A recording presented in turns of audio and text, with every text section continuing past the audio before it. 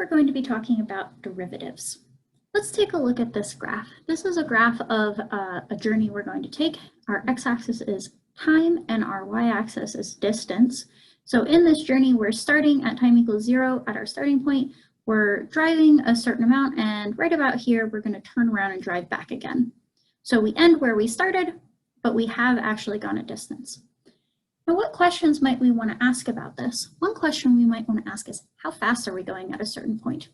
So for instance, let's say here's our point in time. Let's say this is time C, and I want to know how fast am I going at this time? What is my velocity?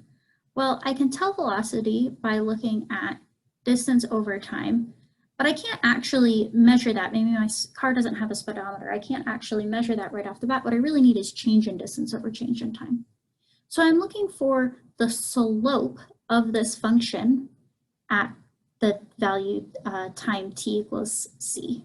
Yeah, I'm looking at the slope. The problem is this is a curve. I don't know what the slope is. I know how to calculate the slope of a line, but I don't know how to calculate the slope of a curve. Well, one thing I can do is I can measure, okay, at time t equals c, how far have I gone? And then let's pick another time, let's say time 2, and say how far have I gone at that point, and connect them with a line and say this line more or less approximates what's happening in my curve. Now that I have a line, I can take the slope, right? What is the slope? The slope is the change in y, that's our rise, over the change in x, that's our run, so it's rise over run. In this case, I've got d2 minus d1, this is our change in distance, over t2 minus the time that I actually care about, which is c. So this will give us our slope. Okay, how accurate is this though at predicting the slope at this point c? Not very, right? This line doesn't actually look like the curve. How can we make it better? Well, we can make it better by taking our measurement a little bit closer together. So for instance, if instead I do time 2 to be here, then my line looks a lot more similar to the curve at that point. If instead of there, I take my second point to be even closer, let's say here, now all of a sudden this line looks almost identical to my curve, not the whole curve, but specifically the curve at the point we care about. So in order to calculate my velocity at exactly this point C, I want to take my measurements as close together as possible, time-wise. We can think about this distance between our point C and our point T2 as h. Let's say h is our distance. Then what are we trying to do? We're trying to make h as small as possible. We want the distance between those two times to be as small as possible. This is the idea behind derivatives. So let's take a look at our definition for a derivative.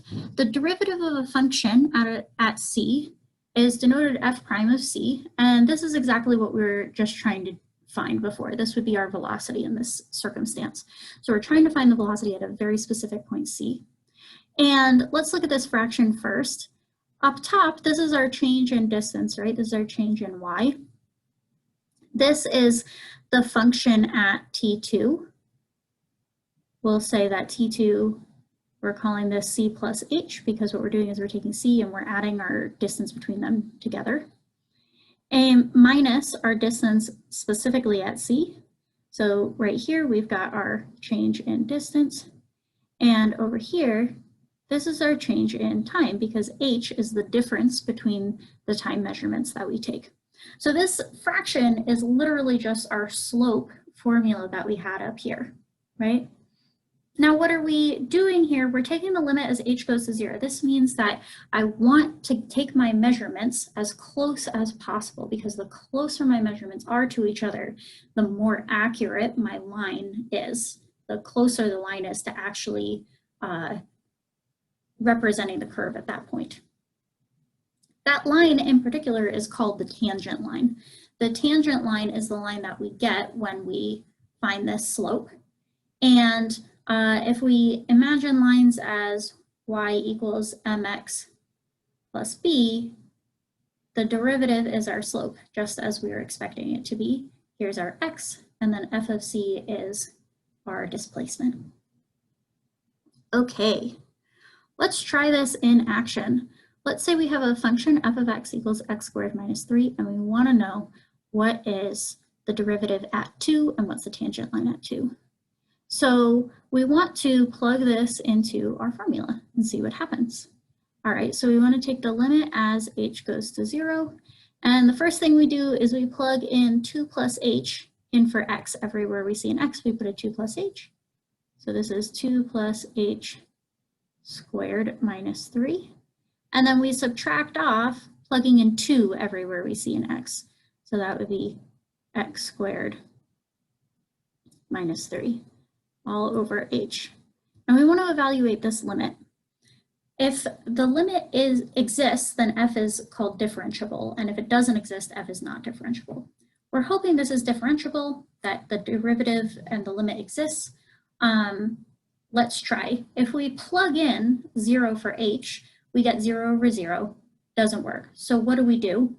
Sorry, this should be a 2 squared minus 3, not an x squared minus 3. What do we do if we get 0 over 0? Well, we try to simplify this in some way. The way that we'll simplify this is try multiplying out this square and see what we get. So this will be the limit as h goes to 0 of 2 squared is 4 plus 4h plus h squared. So this is expanding out this square, minus 3 minus 4. And as we distribute that minus sign through, that becomes a plus 3 all over h. A bunch of things cancel now. This minus 3 cancels with the plus 3. This minus 4 cancels with the plus 4. And we're left with just this piece. Again, though, if we plug in 0, we get 0 over 0. That's not allowed. All right, so what do? Now we can factor out in h. So this becomes 4 plus h times h over h. Now our h's cancel. Now we can plug in h equals 0 and get 4 as our derivative. What's the tangent line? Well, we just plug this into our formula. All right, so we say our tangent line here is going to be 4 times x minus 2 plus the value if we actually plug 2 in. What happens if we actually plug 2 in? We get 4 minus 3 is 1. All right, there's our tangent line. Okay, so we just did all of this work to find what happens at a number, but we could do this at any number we want, right? We particularly in our graph of our journey up here decided that we wanted to find out how fast we went at time c, but what if we wanted to know how fast we're going over here or over here or over here at a bunch of different times? It would be nice if we had just one single function that we could plug in what we care about and get the specific derivative. And we can do that. That function is exactly the same, except for now instead of a c, we have an x, right? So we just replace c with x, and then later, when we know what number we want to plug in there, we can just plug in that c into our derivative. This is the derivative of f, yeah? So let's give it a try in our past example. Let's give ourselves some space. All right. So let's say instead of f prime of 2, I want f prime of x. For this same exact function, what do? Well, I'm looking for the limit as h goes to 0 of f of x plus h. So everywhere I see an x, I'll put an x plus h instead. X plus h squared minus 3. And then I subtract off f of x, so that in this case is x squared minus 3 all over h. Okay. Now, again, if I plug in h equals 0, I get 0 over 0. This is no good, so let's try expanding that square. That'll give us the limit as h goes to 0 of x squared plus 2xh plus h squared minus 3 minus x squared. And again, we want to distribute that minus sign, so that gives us plus 3 all over h, and a bunch of things cancel. Our minus 3 and our plus 3 cancel, our minus x squared and our plus x squared cancel. Again, if we plug in 0 for h, we get 0 over 0, but we can now factor out in h. So this gives us the limit as h goes to 0 of h times 2x plus h all over h. Our h's cancel, and now we can plug in h equals 0 to get 2x. So our derivative of x squared minus 3 equals 2x. There are a bunch of different notations for the derivative. You can use, instead of f prime, you can use y prime. You can also use dy dx or df dx. This looks like a fraction because it often behaves very similar to a fraction. It's not a fraction, it's a notation, but we'll take a look at some of those behaviors later. All right. So, great, now what? Let's try another example. Let's try finding the derivative at the absolute value of x. So what is the absolute value of x? If I actually look at it graphed out, this looks like this v. The absolute value of x we can think of as a piecewise function where it equals negative x when x is less than 0, and it equals positive x when x is greater than or equal to 0. Now, if I look at the derivatives when x is less than 0 all the way up to 0, what is the derivative there? Well, we can actually plug in and do this whole thing out. So this becomes f prime of x when x is smaller than 0 is going to equal to what? Well, let's go ahead and plug in x plus h. So we have minus x plus h. And then we go ahead and subtract off the function minus x all over h. And if we distribute through those minus signs, this gives us h over h, or rather minus h over h, because we have to distribute that minus sign through, and those h's cancel, and that is negative 1. So our derivative is negative 1 all the way up until 0.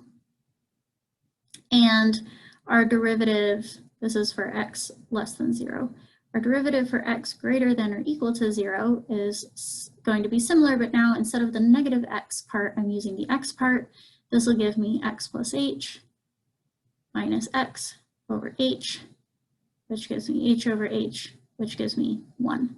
So the derivative is 1 as we're looking greater than or equal to 0, and it's minus 1 otherwise. Now, what's interesting here is if we're looking at the point 0, x equals 0, my limits on the two sides don't match, right? I've got minus 1 on one side and 1 on the other side.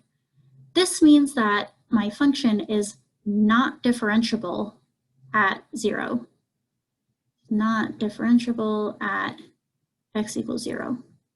It is continuous there, but it's not differentiable there. So a function does not need to be differentiable at every point that it's continuous. That's okay. Similar to what we did with continuous functions, though, we can define it to be continuous on intervals, and specifically on closed intervals. So if our left-hand limit and right-hand limit work for those particular endpoints, then we say it's differentiable on that closed interval. Now, interestingly, the left-hand limit and the right-hand limit do actually match. So we can say this absolute value function is differentiable on minus infinity to 0 inclusive, and also on 0 to infinity inclusive, but I cannot combine those because it's not actually differentiable at 0. All right, to recap, what is a derivative? A derivative is looking at the slope of a curve at a specific point.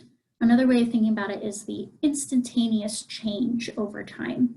So we want to know if we were to approximate our curve by a line, what is the slope of that line? That is our derivative. That is measuring how fast the function is changing. We measured the derivative by looking at the limit, and we gave some examples of how to do that. That is what we talked about today.